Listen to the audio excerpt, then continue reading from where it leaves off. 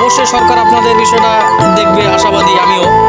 তো আপনি যদি একটু বলতেন যে এটার আপনার শুরু থেকে এবং এই যে এখন এই যে আপনি হচ্ছে এই পর্যায়ে আনছেন কিভাবে, কি যদি একটু বলতেন।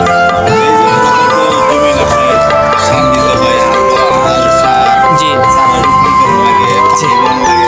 জি জি জি জি জি জি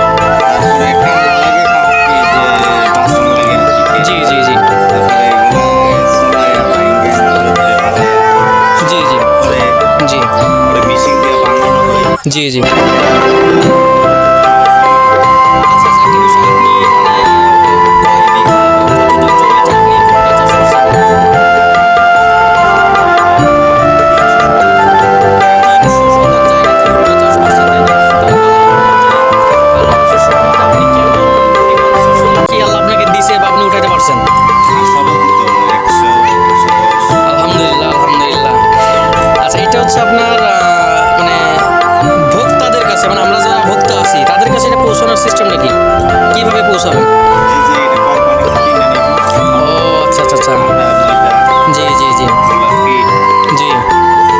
যাক, সর্বশেষ একটা বিষয় হচ্ছে যারা আমি এবং আমরা যারা মানে যুবক আছি, দেখা গেল আপনারা মানে আপনাদের পরামর্শে এই যে ভুট্টা চাষ করতে চাই বা কৃষিতে মনোনিবেশ করতে চাই, তাদের ক্ষেত্রে আপনি সংক্ষেপে কিছু একটু বলুন।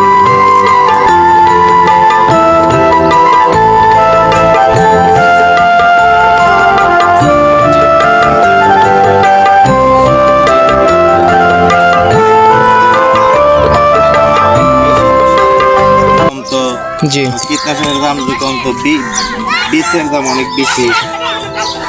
বীজের দাম বেশি না? দেখে আর কি, জি জি সবচেয়ে মেন হচ্ছে এটার দর দাম। জি জি। সারা বছর ফলায় যদি কম দামে যে বেচা হয় লস। তাই না? আচ্ছা, তো আপনি কি বলতেছেন, মানে যারা এই ভুট্টা চাষ করতে চায়, ভুট্টা চাষে যারা মনোনিবেশ করতে চায় তাদের উদ্দেশ্যে আপনি সংক্ষিপ্ত আকারে বলেন যে তারা কিভাবে করলে স্বাবলম্বী হতে পারবে।